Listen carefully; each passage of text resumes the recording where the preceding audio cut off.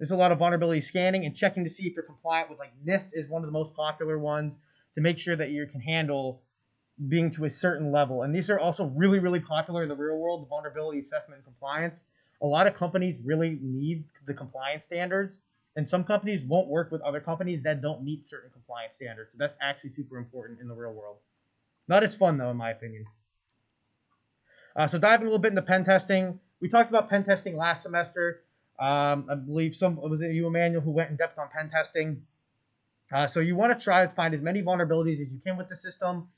You want to try to own as many systems as possible. Getting domain admin one time is not good enough on a pen test. You want to get domain admin as many times as you can and show as many paths to DA as you possibly can get. Or if it's an all Linux system for some reason, root as many root boxes as you can get. You want to show why the flaws are bad. So not only once you're in there, you want to maybe kind of not extract data, but capture data, report any of the lost data, report any data that could be extremely sensitive and damaging to the company. You pretty much want to show them that their system can be destroyed, and then you want to get into writing a report to what you found and how to fix that. It's really pointless if you don't tell them how to fix it. Like, cool, you got a bunch of information. How do I fix that now? And then the classic red team meme. Have you heard about red team? So red teaming has a lot of stuff to do with systems, and you want to make sure you don't get locked out. The main goal of red teaming is to get your initial access and really make sure you're staying in that system for as long as you can and testing the blue teamers to see if they can find all the different ways you have access to the system. This is super, super important in order to test to see if the blue team can handle different threat levels and different threat actors. So you really want to try not to get caught, and you want to be a lot more sneaky. In pen testing, in my opinion, they want to get caught. You want them to be able to find and stop you. Red teaming, you're really trying to make sure you do the best you can not to get caught, and you want to make sure that you can really test the limits of the blue team. You also want to write reports on what wasn't found. In this case, you probably either dropped custom malware or you dropped any kind of known malware on a system. Maybe you camouflaged it or obfuscated it, and you really want to let the blue teamers know what they didn't find and how they could go about finding it. So this is the little difference between pen testing and red teaming, in my opinion. And I think this is more fun because you're actually testing people and not systems. And thank you, Philip Babby, for the meme. Love the meme. So the thing with red teaming is you always, always, always need more persistence. You might think, and I'll get into persistence later on in the presentation, but the persistence is key to getting back into the systems and moving laterally. You also want to misconfigure when you're in there, misconfigure the services that are already on the machine and take advantage of them so you can get back using those later as well. For example, say you have SSH, which is a super common service to access a remote box. You're going to want to misconfigure that to be maybe allowed with no password login, or maybe you're going to want to drop your own key on the system so you can get back in later. And then in competitions, usually you mess with blue teams. You can in the real world, but it's probably considered unprofessional, so I really wouldn't attempt that. So now some basic definitions before we get into more details on the life cycle. So what is a vulnerability? Vulnerability is a weakness or a flaw in a system. And this can be found literally in anything that has code or was developed by a person. It's a vulnerability. It has a vulnerability in it, and you can leverage these vulnerabilities. So cool. It's vulnerable. Whoop-de-doo, what do we do? So an exploit is actually taking advantage of the vulnerability that we just found. So vulnerabilities are kind of useless in themselves. You want to exploit them in order to actually take advantage of them. For example, there could be a vulnerability in a system that is so hard to exploit, it doesn't even matter. So that would be a low-risk vulnerability because it's very hard to actually take advantage of that vulnerability. So we want to look for exploitable vulnerabilities. Cool. Threats. Anyone who means to cause any harm to the system at all. Yes, thank you, Philip, for this lovely Photoshop picture of me holding your scoring checks at gunpoint. But you really want to, anybody that's caused any harm to any system or wants to damage the company, reputation, steal monetary value, there's a whole diagram, I believe, somewhere of just threats and what they could want. So anyone who wants anything in your system that shouldn't be in there is considered a threat. So cool, I've been talking about the attack lifecycle. here's the picture of the attack life cycle. This is a beautiful picture. This is the MITRE attack life cycle. It really goes into an overarching view of what an attack should look like. You have your initial recon, that being passive and active reconnaissance. So that could be stuff like OSINT, you could be Google dorking, any public information, Shodan, anything that you wouldn't have to touch the systems normally what you want to start with. You really want to get very in-depth on that stuff. Then you want to compromise the system. And once you get your initial foothold onto a system, you want to try to escalate to any higher privileges. And then from there, you want to look around the internal network. You need to do more recon. You need to know what you're attacking in order to be able to successfully attack it.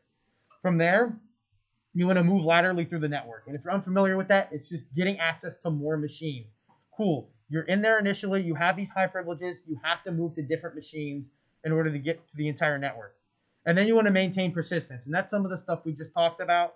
And then now you complete your mission. Whatever your mission is. Is it to steal money? Is it to prove a point? Is it to test a blue team? Is it to destroy systems? So this is the end is where you complete your mission. So we're going to kind of dive into each one of these categories throughout this entire presentation. A little bit on the MITRE attack matrix now before we get into it. MITRE attack matrix, that was the life cycle. The matrix includes so many different actual detailed techniques on how to do all of this stuff.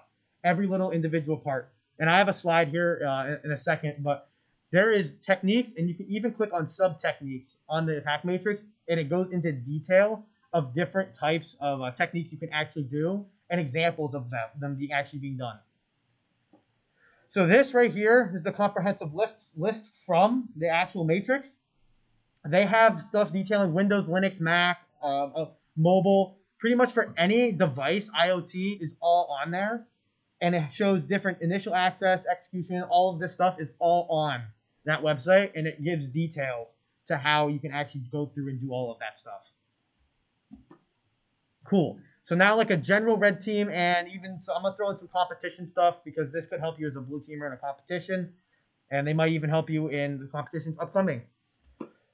So specifically for competition, what we want to really focus on is getting onto that box, which is deployment, that execute part. Persistence, we want to evade any antiviruses. We want to evade any blue teamers. We want always have threat access. We want command and control. Collection, we want to gather data. We want to discover more things on your network. Are you making some interesting files on your network we can mess with? In competition, you don't really need any of these other ones. You already have all of this, and you don't really need to exfiltrate anything in a competition. But in the real world, you would go along the chain as described earlier. So when you're doing any red teaming engagement at all, you really need to first think, what is the objective? What are you trying to achieve? If you just go in there saying, I want to hack something, that's not a good enough objective. Cool, you can hack a box. Wow. But what do we want to get out of hacking that box? What do we need on the system? Do we want that money? Do we want to prove a point? Do we want to test the blue team? So now you want to study, in a competition case, the packet, the topology. In real world case, you really want to look at, okay, do I know the network? Public facing, what can I find? If you have internal access, say you are given an internal box, how much recon can you do? So this is where the recon phase really comes into play. You really want to know what you're attacking so you're able to get a really good plan. Cool. So in competition, you want to know what your software is that you're actually going to be attacking, just as in the real world. You don't want to test software for the first time in a real engagement, no matter what the engagement is, competition or not. It's always bad to test software on like a new operating system or a new version of an operating system, because there can be a lot of problems. You can run into issues that you wouldn't expect to run into. I can't tell you how many times I've been like, it's a Windows machine. It's got to work. It doesn't. It didn't work. Or on Linux, even it's worse, where it's like, it's like 0.1 kernel version off. It's good. It's probably not. I'm sure Emmanuel could tell you all about that. Yeah, BSD, 0.1 off, completely changed syscalls for no reason. But then your whole malware is all screwed up. Talk to your gray-white team. So competition, that's pretty self-explanatory. But in the real world, you should have a point of contact, depending on what kind of offensive attack you're doing. If you're doing a white box or a gray box, you might be able to ask your point of contact, hey, do you have an initial topology that you have documented somewhere? and you can test against that. And that could actually be very beneficial for the company, depending on what kind of test you're trying to provide them. And then you want to organize your team. So organizing the team is actually extremely important. You're not going to be doing this all by yourself. It may be if you're attacking 3 blue teamers on a network of like 10 computers, you can do it by yourself. Not a big deal. But normally when you're doing these either A competitions, you have 10 to 15 teams of 5 to 6 people each. In the real world, you'll likely have a network of over 100 computers. So what do you do with that? What do you need? Like, you need to be able to attack all of that network and scope your operation to hit everything. So you're going to need a team, and you're going to need someone to lead that team. And that person that's leading needs to know what everyone else is doing. They might not be hands-on, but they're going to need to know what everyone else is doing. And they're really going to try to keep the team oriented to the objective. And they're going to pretty much like designate jobs to each member. And each of those members has a really important job to focus on what they need to do. I know for competition, I'm not hands-on keyboard for a lot of these competitions. I really designate jobs to a lot of the other red teamers. And then they focus on what they need to do. And then all together, we end up having this nice organized engagement, hopefully. Cool. So deployment. This is important so now we have our initial access. We have our escalated privileges, whether that be we already had that from the competition or we're in an actual engagement. We get in the box. We need to deploy our tools to the box. How do we do that? Well, in competition, you already know a lot of this stuff, but let's say you didn't, but you obtained it all. Either way, usually this is the stuff you already have now. You already have that initial access. You already did your recon. You know what's on the system. You know the topology, or at least a general idea of it, and then you already know the OSs. Sometimes it is all about speed. In competitions like CCDC, the red team deploys at the same time as the blue team, which is kind of wild. In the real world, sometimes you'll only have a small window of a couple hours at night when you got your initial access to get your tools on the machine. So you're really going to want your deploy to be pre-written, and you're going to want to test it. So you're going to want to know how it's going to interact with the systems that you're testing against. With your recon, you should already know what the systems are, and you should be ready to deploy against those machines once you get your initial access. Someone on Twitch asked, like, white box versus black box engagements. White box, I believe what you're asking, what is it? A white box is when you already have knowledge of the network and you know, like, everything about the network. And a black box is you know nothing about the network at all and you have to go in blind. They both have their benefits, but it really depends on how many hours you have to actually do the engagement, how long the engagement's going to be, and what the company's looking for. But back to deployment. I think we get into some tools here in a second. Yep. So there's a lot of tools for deployment. Some of them are better than others. Some of them are faster, but less reliable. Some of them are a lot slower, but way more reliable. Ansible is something that is very stable, but very slow. If you're starting off, it's definitely not bad. It's really good at doing the job. It is extremely slow, though, and kind of tedious, depending if what you're trying to do with it. You can use deployment with Metasploit. It's fast, easy to use. It's not very well documented how to do it, and in my opinion, I don't really like Metasploit that much. Maybe it's because I don't use it a lot, but I'm not a fan personally. Detcord is something that one of our old red teamers wrote, and I just used it for the first time this last weekend, and it is really fast. There might be bugs in it. I didn't really run into any bugs, but it was really fast. It just uses SSH to deploy different scripts, binaries, files, anything, run commands, and it's super lightweight. And then I just listed out all the following, which are fantastic. These are all for manual deploy, or you could write scripts with Python. PSRP was something that Clev talked to me about, and he said it's a lot faster than just straight up using WinRM. It's a like WinRM PowerShell thing. But these are all really good for manually deploying or scripting deployment. Although you want to be careful with manually deploying stuff. And in actual engagement, it could be useful to be able to manually deploy to one machine. But in a real scenario, you're really going to want everything to be scripted. Because at the end of the day, you're going to want to not mess it up. If you mess up your deployment, that could be the loss of the entire operation. So you really want to make sure that you have your deployment down to a science.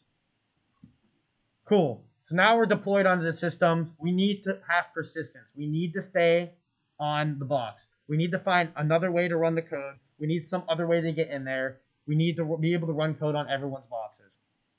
So a good saying is 1 is none, 2 is 1. The more persistence you have is better. If you only have one persistent mechanism, you are probably going to get kicked out of that box. You do not want everything. You don't want to put all your eggs in one basket. For example, even if you write like a service on a system, you don't want everything to be done by that service. You want to spread it out. You want other ways to get back in. And we're going to go over persistent mechanisms in the next like following slides in detail on the two operating systems, like Linux operating systems and Windows. So what type of persistence is there though? So the first one is bind shells. So a bind shell listens on a port on a system, and you can do a forward connection to it. So what that means is that you have a service or some code running on the system that opens a port, and it runs as, say, it's like, think of it as like a web server. It runs a service that you can then send stuff to. It doesn't matter what it is. You can customize it. You could just be an open socket. It could be an HTTP server where you're intercepting requests at whatever port you want. But that's what a bind shell is. You can even set one up with Netcat real easy. If you're on a Linux system right now, you can go ahead and give it a shot if you haven't done it before. You can write one yourself, or you can backdoor a valid service. So say, like I said before, you got like a web server, like Nginx running. You can actually backdoor that service to watch for a headshot, for example. What that is it listens for the headshot header on when you send HTTP traffic to the web server, and it runs the headshot header as a command on the system. So that's a good way to backdoor a service. If Nginx gets a normal request, it's just going to do the request. So it's looking for that special headshot request. So that's a really good way to have a valid service backdoor. Also, it's really hard to firewall that off because, say, you're getting scored on Nginx. Okay, you're going to block Nginx unless you want to lose points. In the real world, are you going to block all your Nginx traffic if that's your main company website? Probably not. So that's a really good way to get back in. Cool. So now the other side of the aisle, reverse shells. Shells that call back to a server. So these can get really complicated if you haven't used them before. So what this is say I, as a red teamer, have a server of some kind, and then the machine calls back to me. There are like instances as well as you establish a reverse connection with the machine, so it will connect to you first, and then all the connections will be going out of that machine. Reasons why you would use a bind shell or a reverse shell over a bind shell is because if you're natted, for example, it's going to be really hard to actually get through to that system unless it is port forwarded. And something tells me if you're already having a hard time binding to a system that's natted, you're probably not going to have a port forward directly to what you need. So this is where the reverse shell comes in very handy. So it will call out to your server.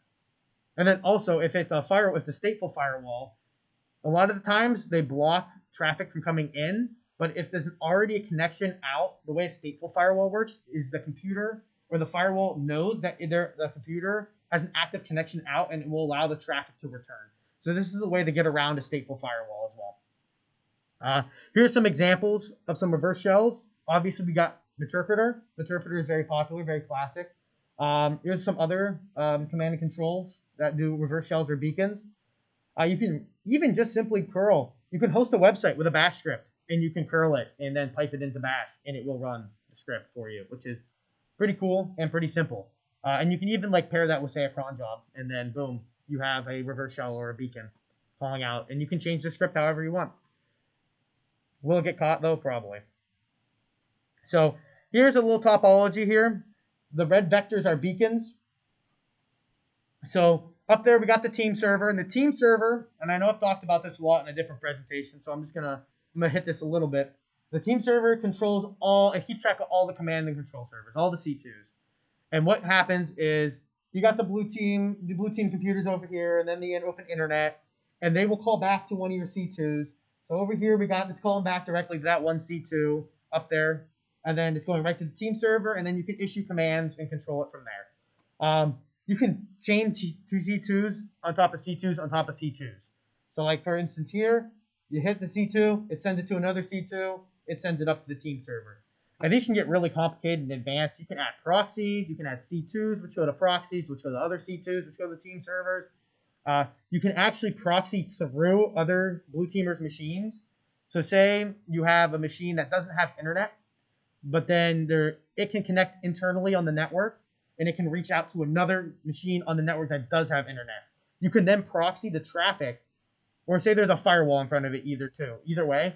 You can now proxy the traffic to the internal machine that does have internet and then send it up to the C2 and then to the team server. So cool, now you have access to a machine that doesn't have internet technically. It only has internal access. So that's another way to get around that type of thing.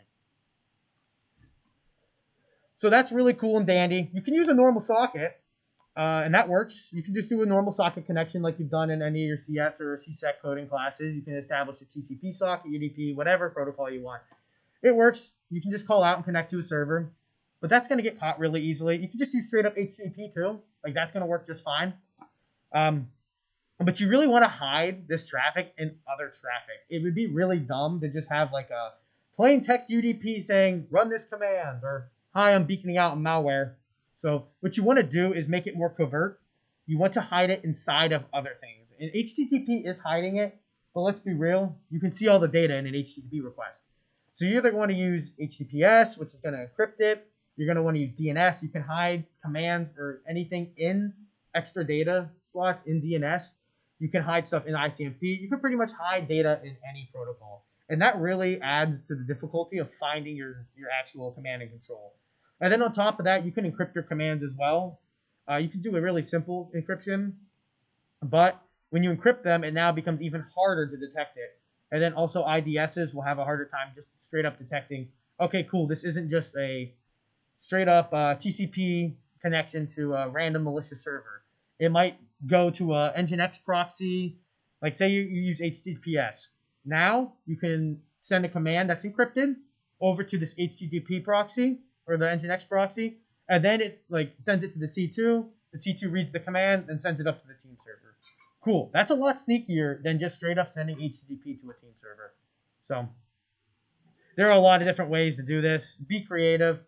Be as creative as you possibly can. That is the best way not to get caught, is to think of something new. Be creative. Think of something that might not have been thought of before. So now we're going to get into persistence. Cool. We know how to talk out now. We know how to misconfigure. We need to persist. And there are so many different ways to persist. Here's a list. Again, being creative is very key to attacking systems and pretty much anything in security usually. So general misconfigurations. We have web shells. You can misconfigure SSH. You can, like I said before, put keys on there. You can allow a root logon. You can make sure RDP is on and open to the internet. You can make sure PSExec, if you're unfamiliar with that, we've talked about it a bunch, allows you to remotely run commands on a machine as system. PAM backdoor. PAM backdoor. You can tell PAM, which is the authentication for Linux, and I think Josh talked about it the other week. You can literally tell it to just allow anything at all. That's a misconfiguration. Elijah, in my opinion, yeah, having keys during competition SSH is actually awful, because why do you need a key to log on to it? Just use a password. In real world, keys are the move, but in a competition environment, Red Team might have keys on your machine. And so is PAM. I don't know personally of any other Linux stuff. I'm not super in detail with Linux authentication. I'm sure there's some other authentication if you really wanted to look into, you could probably find. Elijah just asked in the stream, is having keys for competition bad for SSH? And I said yes. It's a short answer.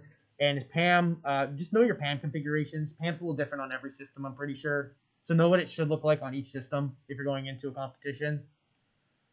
And then you can add users. Right there, this top line, you can make everyone a super user or be able to use sudo, which is cool. Right there, I added my user fire hazard to administrators and remote desktop users. Awesome, I can access machines now remotely. Data collection. So what you're really going to want to do in all instances and all engagements is you're going to want to figure out what the blue team is doing. Competition, you want to know how they're trying to fight you off. Real world, you want to know if they even found you, if they're trying to fight you off. What do they do in their daily tasks? Do they maybe send all the logs up to a sysmon server and check those?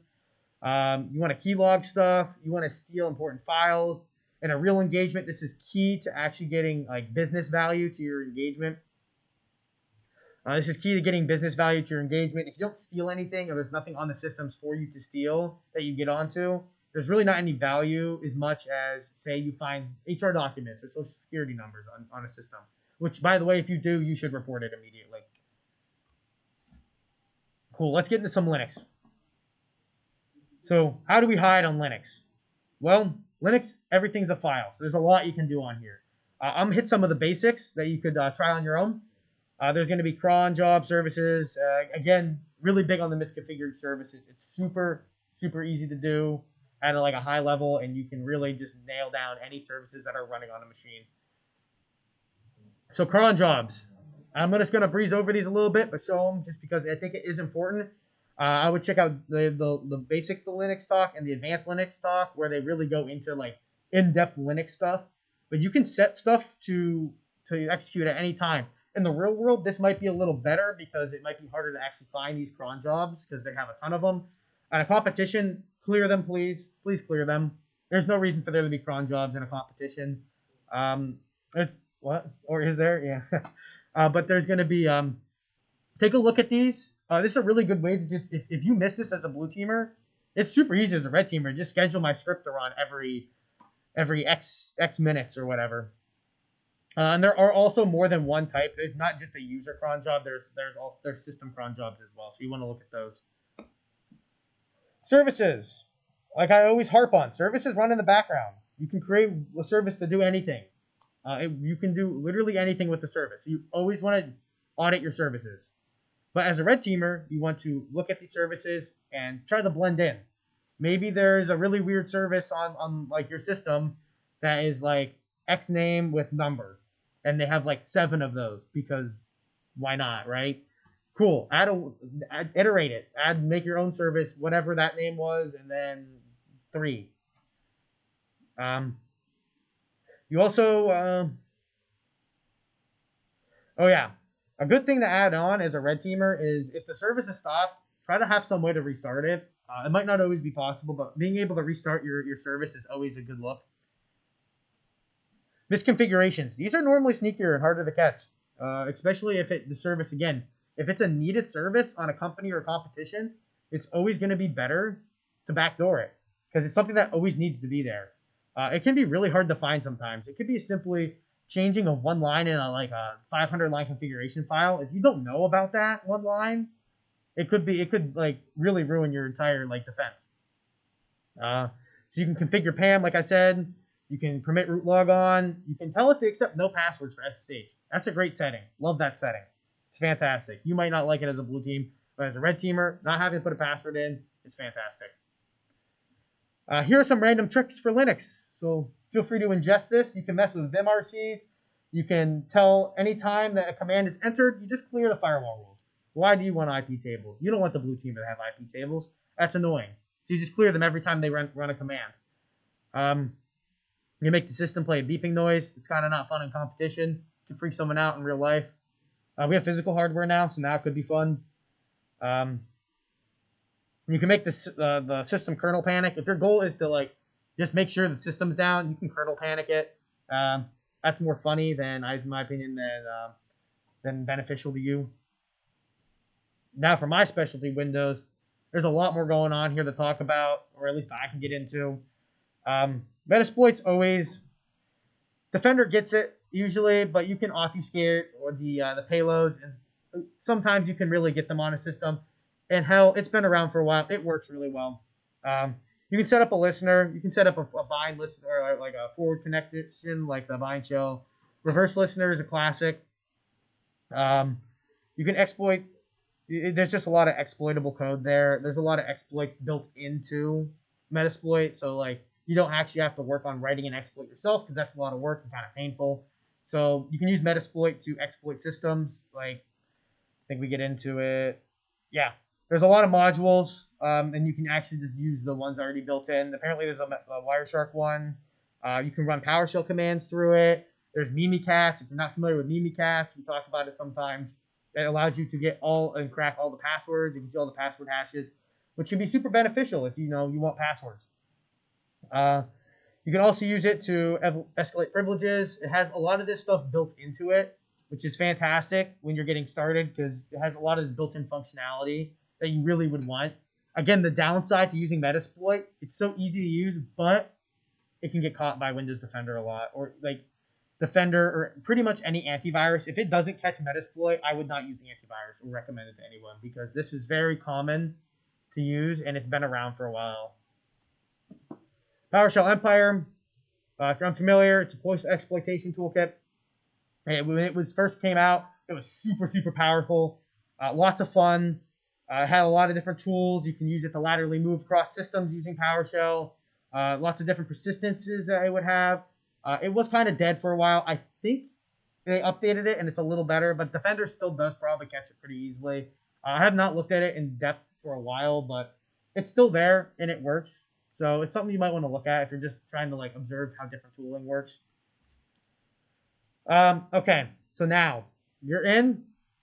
So you want to make sure, again, persistence. I know I'm harping on persistence a lot, but it is really the most important part in my opinion, because if you don't have, once you have the initial access, persistence, in my opinion, is the second most important part overall.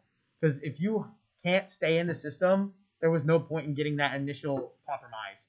So now you're initially in, and you want to make sure that they might close it. You might have used like Eternal Blue to get in, and that set off like a million alarms in their like detection system, and they're gonna like fix that immediately. So you have to quickly deploy your persistence, and you want to stay in there. So again, schedule tasks, same as Cron Jobs, pretty much, but on Windows. Competition, please delete them all. There is no use for them at all, and there could be a million of them pre-configured because Windows is cool. But it is very easy to set them up, and it's also very easy to detect. So in real world, like I said, might be more effective than a competition because there could be a ton of scheduled tasks that they actually want to have, and you can disguise yours. Shares and SMB. SMB is a classic. Make sure, if you're a blue teamer, please run updated SMB. If you see SMB v1 on a system and you are a red teamer, this is money. This is awesome. It's like your free pass into the system. And you can use this to set up stuff. And PS exec is there if the admin shares are set up. And this is also money. You really like this. If you have any creds at all, and you see admin shares are on, you're in. You're good. You can run that sucker as system, and you are set to go. And you can use that to really spread. It does make a service to run and then deletes it, I believe, when it's done. So it is quite loud. It really does add a lot to the system. Very noisy, but it's very effective. So you might want to use it quickly and then have your other persistent mechanisms. There's a couple other ones on there. There is an SMB exec. I haven't really used it much, but it is a little stealthier because who knows, with SMB, there always seems to be a vulnerability that comes out the next day on the newest version. The registry. The registry is lots of fun. Love the registry. I know when I use Malwarebytes on my system and I'm testing stuff, it detects pretty much anything that I add to the registry that's malicious. But if you were more sneaky with your registry keys, you could definitely add some good stuff in there.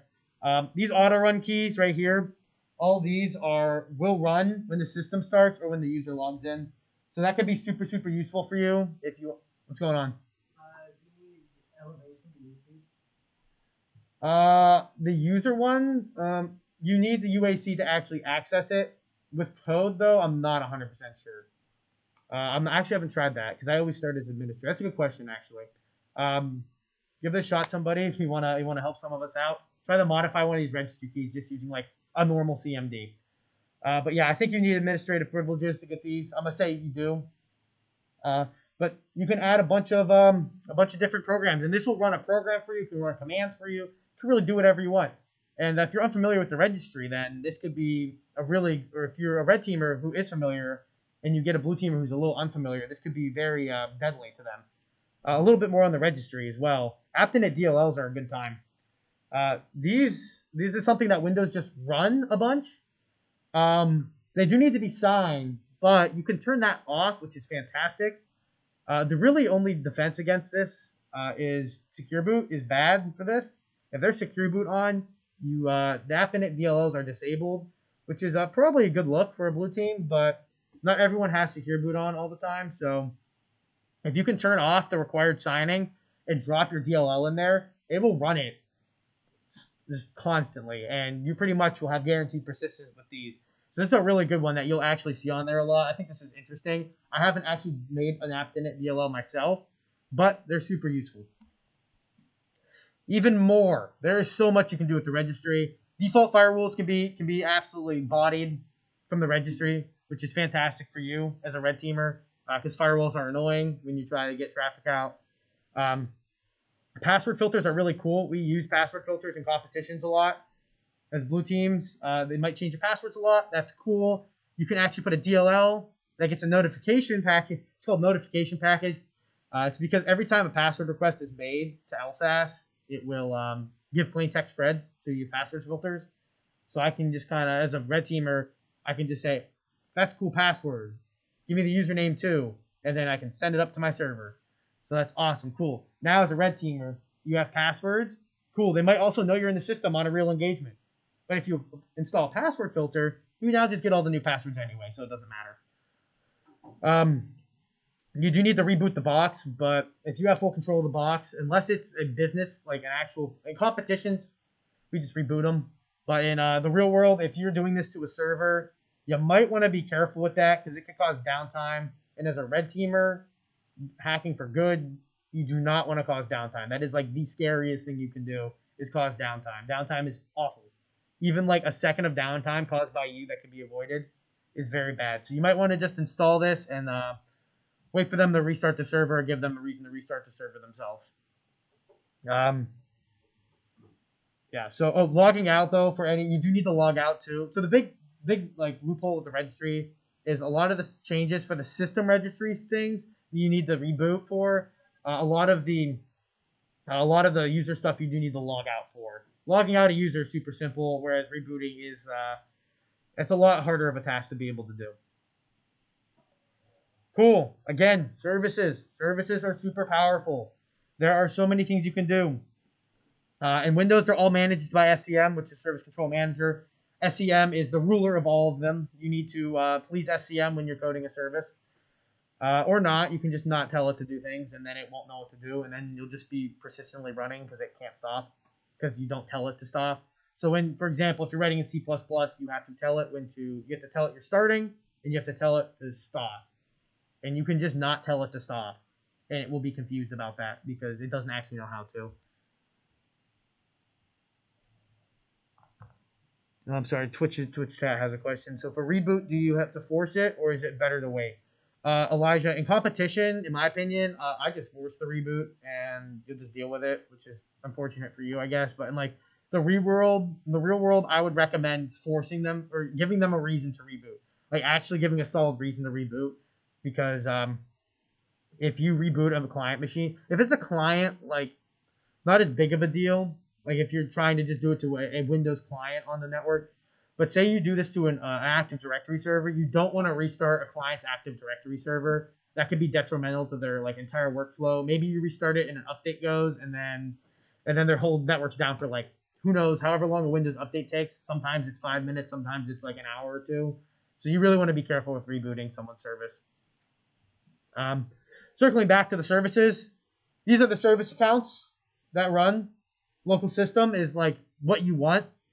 Sometimes there are local service though and local or network service, and these are less permissioned accounts that only are allowed to do like a lot less, which is good for security. Annoying for you though. But it's important to have a service on there if you want to perform background tasks, no matter what the system's running. You can also run services with SVC host. So those bajillion SVC hosts you see. You can do like SVC host dash something something something, and it will run your service. And I'm pretty sure it requires a DLL. I think there might be a way to do it without it, but I'm not 100% sure on that one. So cool. We can abuse services as well. So cool. We made our own. We made our own like exe, but we don't want to alarm anyone by adding a whole new service to the system. You can just change the who's running it. So cool. Now local system's running it. Awesome. You can also change where the binary path is. So say there's a already installed service on there that you don't want, that you like don't need really, but it's better if it's running for you. Just change the binary path and then point it to yours instead. Delete the old one. You don't need the old one. and then just replace it with yours, and then boom, you're good to go. The service will run your binary instead, which is fantastic for you. You can also break, you can break services as well, making them lesser privileged accounts if they need higher privilege to do things. So that's a good way to break a service. We're going to go more into services because we love them. You can use either C# or C++. I'm sure there's some other things you can do nowadays with like Python and whatnot, but please just use the C's. Stay native. You don't want to use Python on Windows box. Please don't do that. There isn't really anything you can't do with a service or any of these like executables that you write and get running persistently. It can be hide the heart from Process Explorer. Just overall, hiding from Process Explorer is normally kind of difficult. If you sign your service or you fake sign your service as another executable, or fake sign your like executable as something else, this is the best way to like avoid clear detection, because not having not having a signed service is a big red flag for like every detection method ever. So you definitely want to make sure it's signed if you can, and make sure it's not super obviously named. Like you don't want Chrome exe as your service, because if they don't have Chrome installed, that's kind of weird. So you want to like just do some random one. So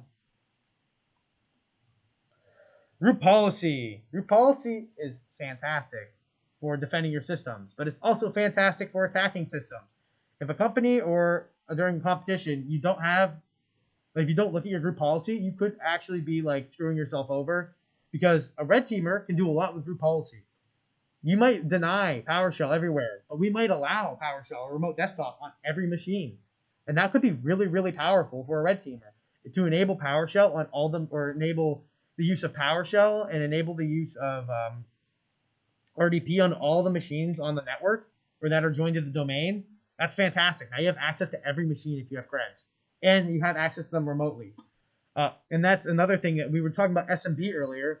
Cool, SMB v1's not enabled, but you can make it enabled with group policy. Cool. Now you have group policy with SMB v1 enabled.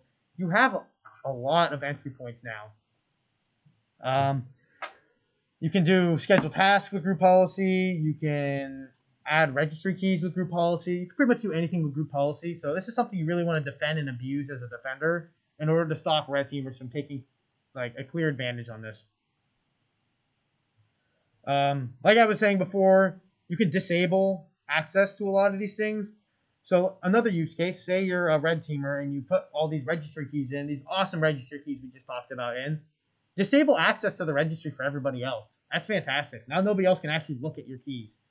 So in order to actually get back access to the registry, you're going to need to go check your group policies.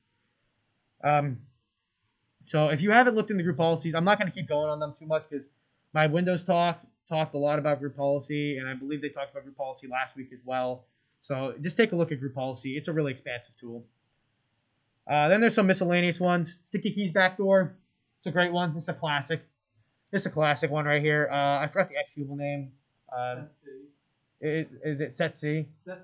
Yeah, setc.exe. If you replace it with CMD, copy CMD over to it, hit sticky keys, boom, command prompt, system level. It's great. It's a classic. It works for like a lot of competitions for a long time. Take note, on a real system too. If you get a command prompt popping up and you're a normal user, what are you gonna think about that when a command prompt pops up and you hit sticky keys? You're gonna close out of it usually as a normal user. A blue teamer, maybe something else. But as a normal like client user, if you push this out to everybody, people are just gonna close out of it. What else do we got? Oh my god, why does it keep flickering? It's very distracting.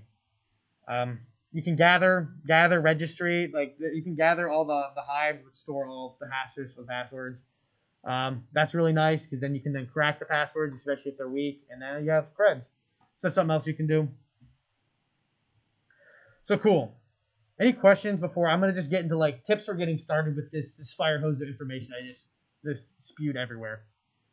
Twitch, anyone here have any questions about red teaming in general? We'll get to that. So just a quick review before we get into this. You have your initial recon. You want to do your initial recon. I think I can just go back to it to review. Oh, that's a lot of slides. Oh my god. This is a thick presentation. All right. To review, we want to recon and know the systems initially. We want to know what we're going up against. We then want to get that initial compromise, whether it be exploiting an already there vulnerability, phishing, just some way to get on the system, any initial compromise. Now, we have our established foothold.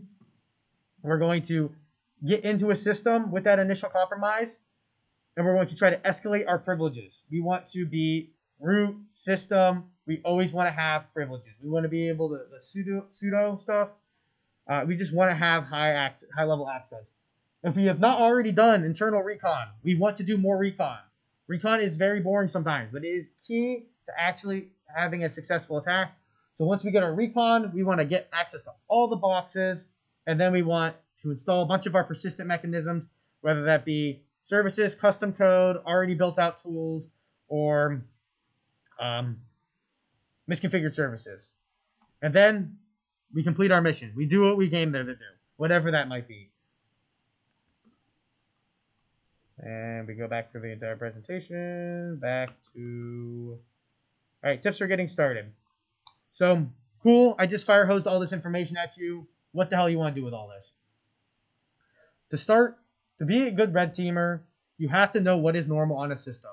You want to know how the operating system works. And this applies for pen testing, vulnerability assessment, red teaming, all of it. Anything offensive or even defensive, you want to know how the system works and what it looks like normally.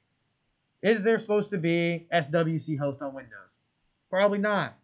I know that because I've used Windows a lot. But if you've never looked at Windows, that might be normal to you. So you really want to understand what is normal on a system, what runs normally, how do you know what is normal, what is not. How do you want to know how to set up the services? Usually, knowing how to set up services can be super valuable to teaching yourself how they work and how to configure them, and then you can backdoor them. How to manage a network in general. You have 100 systems. Set up a network of 5 systems. How do you manage that? Can you do root policy to all of them? Can you join Linux machines to domains? Stuff like that. You won't actually get a hands-on experience on that unless you actually go out and do it. And doing it is the best teacher, in my opinion. Also, so cool. We know how everything works now. We need to learn some techniques. Look at reports. Look at pen test reports. Look at red team reports. There's a bunch of public ones. Look at different tools. Look at how they work. Look at what they do. And then use them. Use the tools. How do they work? What do you like about them? What do you hate about them? Do you want any more features on them? And then just keep practicing all of this stuff. There's a lot of resources out there. We try to give you a lot with Club. This is a lot of, there's Hack the Box. There's other engagements. You can just code. There's books on how operating systems work. There's all sorts of stuff to teach you these things. So, tool dev tips. You heard all this really cool stuff. You want to develop a tool. Awesome. We want to use them against the blue team. You don't want to just dev a tool and just have it sit there and do nothing. It might teach you something, but then you don't get that satisfaction of actually using it or having it out there. So you want to test to make sure it works. So my opinion, you want to pick one operating system to start. You can pick both with a cross-platform thing, but normally, in my opinion, you want to start with one because both of them are different, and it's easier to start with one and then move to another. Brainstorm, bounce ideas off other people, talk to other people, more experienced red teamers, people that are also trying to learn. Really talking about ideas and verbalizing them helps you think of a creative thing that you can do. And then again, I know it's in there a lot, but it's really about being creative. Think about unique ways of you can use things that shouldn't be used. Think about that's something that normal people wouldn't actually try to use the system for. For example, the password filter. I'm sure there's a really legit use for this password filter on Windows. I use it to steal passwords. Other people might use it to enact password policies. So, things you want to avoid when you're first starting out. If it already exists, do not worry about it. You can still make the tool. You can still make a tool that does something that already exists. A bunch of my tools do things that already exist, but they taught me a lot. And I know there's always that classic RITSec meme. Everyone writes their own team server or their own C2. Yes, there's a reason for that. Because it teaches you a lot. It teaches you a full stack pretty much. So that's really good. It's a really good experience. And don't expect your first time coding a tool to be amazing. You might think it's great, and then someone might find it in a second, and then you'll be disappointed. Don't worry about it. It's bound to happen. The more you do tools, the more you'll learn how they get caught.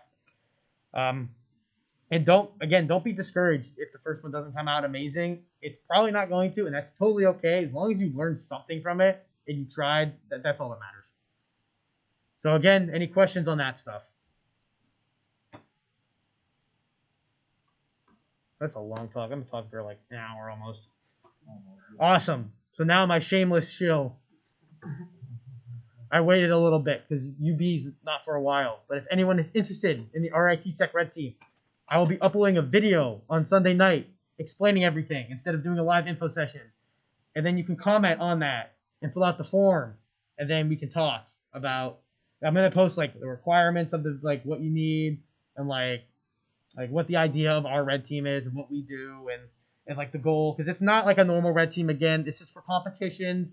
It's a little different than the real world. And you might not be interested in a competition red team, and that's totally fine. But I'm going to post a video explaining all that, so keep a lookout for that on Workplace. Did you do this?